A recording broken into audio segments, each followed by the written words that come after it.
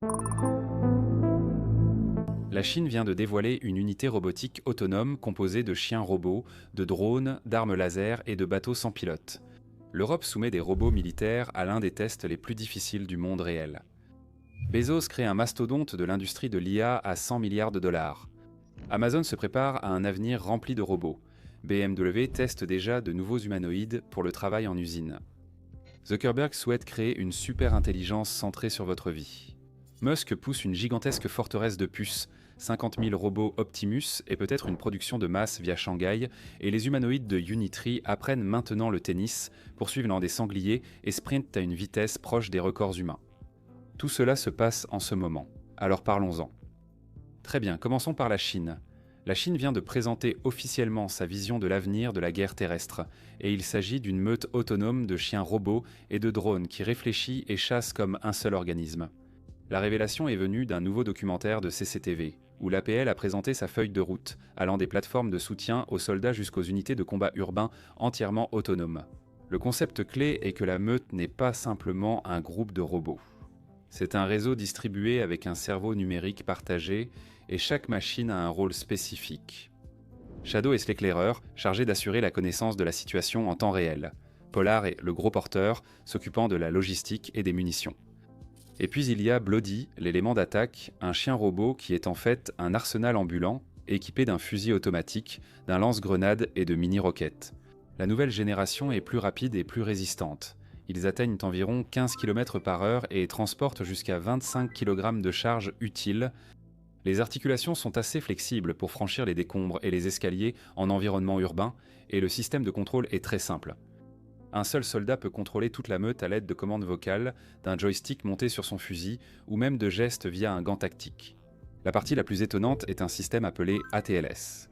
Les ingénieurs chinois ont entraîné un essaim de 96 drones et chiens robots à comprendre les intentions des autres sans communication radio continue. Le réseau peut coordonner des attaques même en cas de brouillage total ou de déni GPS. Le système fonctionne même si les outils classiques de guerre électronique sont désactivés. Et les systèmes terrestres ne constituant qu'une seule couche. En mer, il y a des bateaux sans pilote L-30 qui filent à 65 km/h et peuvent encercler et percuter des cibles de façon autonome. Dans les airs, il y a des canons laser appelés Guangjian, dont une unité aveugle les essaims de drones et une autre détruit l'électronique des menaces les plus prioritaires. Les algorithmes gèrent la hiérarchie des cibles. L'opérateur a essentiellement un seul bouton, confirmer la frappe. Maintenant, alors que la Chine empile les robots par milliers, l'IA derrière tout cela est la partie dont il parle le moins. Prenez les affirmations sur la coordination avec réserve jusqu'à ce qu'une personne extérieure à la CCTV les voie en direct. Toute cette avancée en robotique militaire n'est plus seulement une affaire chinoise. L'Europe s'apprête à organiser l'un des tests sur le terrain les plus difficiles au monde pour les robots militaires.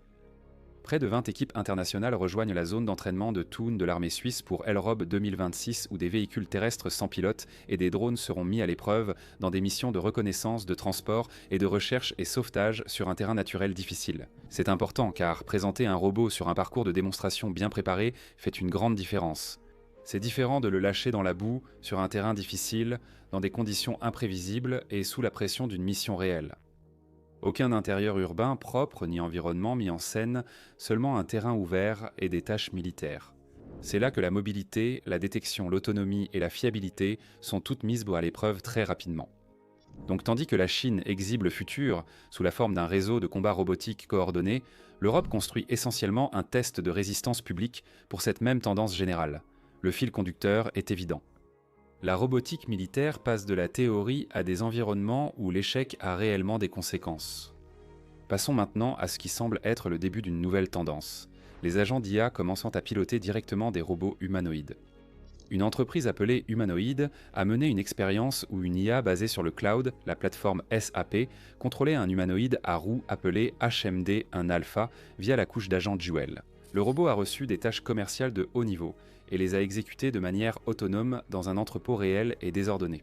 Il a trouvé les bonnes palettes, saisi les boîtes et les a chargées sur des chariots tout seul.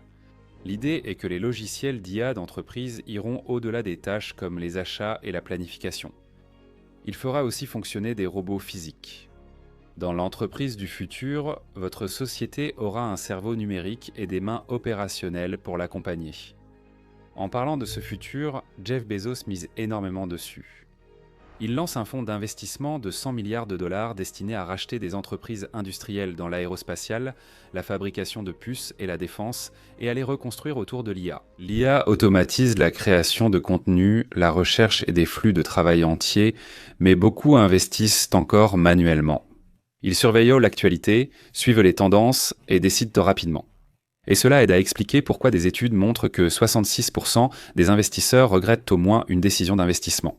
C'est pourquoi Mintos a attiré mon attention. Cela vous offre une façon différente d'investir avec Mintos, au lieu d'essayer de prédire ce qu'une action pourrait faire ensuite. Vous pouvez investir dans des prêts et toucher des intérêts. Le rendement est fixé à l'avance, les paiements pouvant être quotidiens. En tant que revenu passif, vous pouvez filtrer par rendement, risque, horizon temporel, pays et devise. Pour une configuration plus automatisée, Mintos propose aussi des portefeuilles automatisés. Le taux d'intérêt moyen actuel sur les prêts est de presque 11%, ce qui est vraiment élevé pour un revenu passif. Mintos est en activité depuis 2014, compte plus de 600 000 utilisateurs et est réglementé dans l'UE sous MiFID. Actuellement, en venant via notre chaîne, recevez jusqu'à 500 € de bonus pour un investissement d'au moins 500 €. Cliquez sur le lien en description ou scannez le QR code. Des rendements stables, pas de surprise et en plus un bonus. Ne ratez pas cette occasion et bonne chance. Il a discrètement racheté des startups d'IA. Amazon vient d'acquérir une startup de robotique appelée Fauna, ainsi que son humanoïde nommé Sprout. Sprout est un robot bipède compact d'environ 1 mètre de haut, conçu avec une coque souple, sans articulation pointue et axé sur l'interaction sociale. L'argument de vente, c'est qu'il est suffisamment sûr pour apprendre dans des environnements humains. Une semaine plus tôt, Amazon a également racheté l'entreprise à l'origine des robots de livraison fluviale. Bezos veut automatiser la livraison du dernier kilomètre et il ne s'en cache pas. En même temps, des documents ayant fuité suggèrent qu'Amazon prévoit de remplacer jusqu'à 600 000 futurs postes à pourvoir par l'IA et des robots. Vraiment, malgré un discours public prudent, en interne, cela semble être une stratégie de remplacement de la main-d'œuvre à long terme. Si vous pensiez que les robots prendraient en que des emplois dans 10 ans, la réponse est non. Ils sont déjà en attente. Avec le développement du marché des humanoïdes, les entreprises peuvent désormais comparer les offres. BMW, qui testait auparavant les robots de figure, utilise maintenant un nouvel humanoïde d'une entreprise suisse appelée Hexagon. Le robot s'appelle Aeon et BMW le teste dans l'usine de Leipzig pour l'assemblage de batteries haute tension et la production de composants complexes. Aeon vise la précision plutôt que la puissance brute. Il se déplace sur des roues à environ 2,4 mètres par seconde, ce qui équivaut à presque 9 km par heure, et c'est plusieurs fois plus rapide que la plupart des humanoïdes qui marchent. Il manipule des pièces jusqu'à 15 kg et change lui-même sa batterie toutes les 4 heures. Les fonctionnalités autrefois innovantes deviennent déjà la norme. Les humanoïdes commencent à se disputer des emplois, pas seulement l'attention. Parlons maintenant de l'aspect financier. Car Mark Zuckerberg vient d'annoncer qu'il dépense 135 milliards de dollars pour une super intelligence personnelle. Si vous pensiez avoir un assistant très utile, détrompez-vous. Le vrai but, c'est la publicité hyper personnalisée. L'idée est de fusionner les meilleurs modèles de langage avec l'infrastructure sociale de Meta pour en gros réinventer ce qu'est un réseau social. L'IA prendra en compte vos objectifs, vos intérêts cachés, vos habitudes, voire même vos indicateurs de santé. Votre fil d'actualité sera généré en temps réel, adapté à votre humeur du moment ou à ce que vous avez recherché il y a 10 minutes. Votre compte devient un jumeau numérique qui vous connaît mieux que vous-même.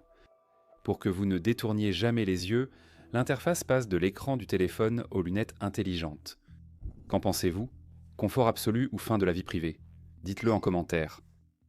Pendant ce temps, Elon Musk veut mettre fin à la dépendance mondiale aux fournisseurs de puces. Il vient d'annoncer que Tesla, SpaceX et XAI construisent une forteresse verticale dédiée aux puces au Texas, sur un site de près de 9,5 km². L'idée est de créer un écosystème fermé, depuis le silicium brut jusqu'au processeur fini, tout sous un même toit. L'ambition est typique d'Elon Musk. Il prévoit d'utiliser le procédé de 2 nanomètres que le reste du monde commence à peine à adopter et de produire 1 TW de capacité de calcul par an. Cela représente environ 1 million de plaques de silicium par mois, soit à peu près 70% de la production mondiale actuelle. Son budget est estimé à 25 milliards de $. Les analystes pensent que le chiffre réel avoisine 50 milliards. Si Musk réussit vraiment ce pari, cela transforme Tesla et XAE en entreprises qui ne dépendent plus de TSMC ou de qui que ce soit d'autre pour le silicium. Personne n'a jamais vraiment tenté un tel niveau d'intégration verticale dans l'industrie des semi-conducteurs. Mais alors que la forteresse n'est encore qu'un projet, Tesla Bot 3 qui devait sortir au premier trimestre a été repoussé. Cela dit, la récente vague de recrutement chez Tesla raconte une toute autre histoire. Ils ouvrent de nombreuses offres d'emploi sur la chaîne de production pour Optimus, la phase de prototype touchant à sa fin et la fabrication débutant. Le plan interne prévoit 50 000 robots cette année. Les premiers lots ne seront pas mis en vente. Ils seront déployés à l'intérieur des usines Tesla, y compris la Megafactory du Texas. Il y a aussi des rumeurs selon lesquelles certains robots assureront le service de restauration au Tesla Diner à Los Angeles, ce qui signifierait littéralement que des robots humanoïdes viendraient apporter les commandes à votre voiture. Un nouvel élément rend cette montée en puissance encore plus intéressante.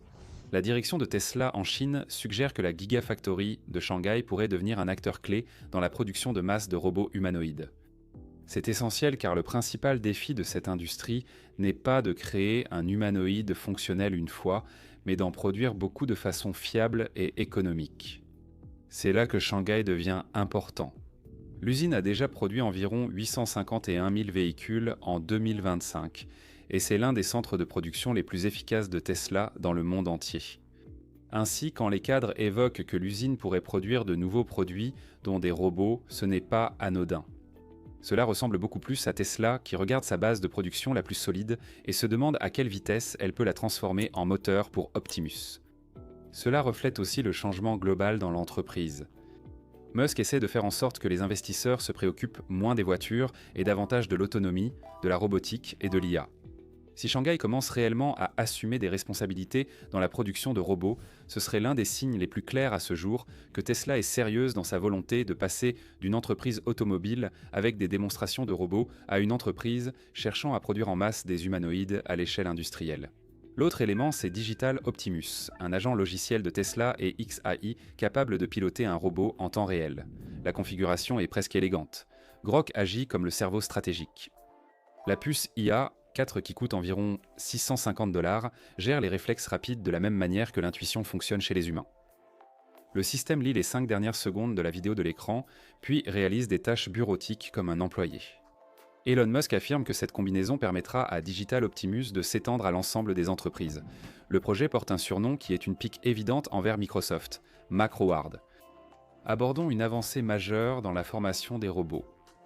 Des scientifiques chinois ont appris à un humanoïde Unitree à bien jouer au tennis. La nouveauté n'est pas le tennis. Ils l'ont fait sans véritable jeu de données. Habituellement, former un humanoïde à une tâche dynamique requiert un vaste jeu de données ou de nombreux mouvements codés à la main. L'équipe s'est passée des deux et fait jouer le robot en 5 heures. La technique s'appelle latent, et à l'intérieur d'un simulateur, le robot a expérimenté les angles, le timing et la force de frappe en temps réel. Il a appris tout seul à renvoyer les balles par-dessus le filet. Le résultat final était d'environ 90% de réussite sur les retours en coup droit et près de 80% en revers. Ce n'est pas du niveau de Wimbledon. C'est suffisant pour être partenaire d'entraînement d'un débutant. Plus important encore, cela permet d'apprendre au robot à gérer des situations dynamiques rapides sans données étiquetées manuellement. Et Unitree ne compte clairement pas s'arrêter au tennis. L'un des extraits les plus étranges circulant en ce moment montre un Unitree Ji-un, personnalisé en Pologne poursuivant des sangliers sauvages, à travers un parking et une zone herbeuse en bord de route. Le robot appelé Edward Warshaki faisait du jogging, essayant de ramener les animaux vers la forêt pendant que des gens filmaient toute la scène. Honnêtement, les sangliers n'étaient pas impressionnés et l'ont ignoré avant de partir. Pourtant, l'essentiel va bien au-delà de cette vidéo. C'est un humanoïde évoluant dans un environnement public non contrôlé, entouré d'animaux, de personnes, de distractions et du chaos habituel, rendant le monde réel plus difficile qu'un laboratoire. Cela fait aussi partie de l'idée croissante que les humanoïdes ne travailleront pas uniquement en usine. Ils seront présents dans les espaces publics, le marketing, les événements et partout où l'intérêt réside, autant dans l'utilité que dans l'attention. Il y a aussi la question de rapidité. Unitree vient également de présenter son humanoïde Ashen atteignant jusqu'à 10 mètres par seconde lors d'un test de sprint, ce qui le rapproche dangereusement de l'allure d'Usain Bolt, sur son record du monde du 100 mètres. Malgré un léger bruit de mesure, le signal principal reste évident. Les humanoïdes deviennent bien plus rapides, agiles et performants physiquement en peu de temps, ce qui modifie la perception de cette catégorie. Il y a quelques années, faire marcher un humanoïde taille réelle faisait la une. Aujourd'hui, un modèle apprend le tennis en quelques heures, un autre court dans des lieux publics en Europe, et un autre approche la vitesse des sprinteurs d'élite. Les progrès s'accélèrent, s'inscrivant dans un changement global. La Chine veut devenir le centre mondial de la robotique humanoïde et compte déjà des dizaines de centres d'entraînement pour robots, bien plus que de simples laboratoires. Ce sont d'immenses centres de données, d'environ 10 000 mètres carrés chacun, où les humanoïdes s'entraînent à des travaux physiques à l'échelle industrielle, et ce n'est pas en simulation non plus. Ils produisent donc des données d'entraînement physique issues de tâches réelles. Dans 40 sites, des milliers de robots perfectionnent leurs compétences motrices, 24 heures sur 24 du transport de plateau à l'assemblage de voitures, utilisant réalité virtuelle et capture de mouvements pour générer 6 millions d'enregistrements d'entraînement par an. La pression commerciale porte ses fruits. Unitree a déposé une demande d'introduction en bourse, ils ne sont donc plus une start-up prometteuse. Ils sont désormais une entreprise industrielle avec un chiffre d'affaires de 248 millions de dollars, prévu pour 2025 et une valorisation boursière cible d'environ 7 milliards.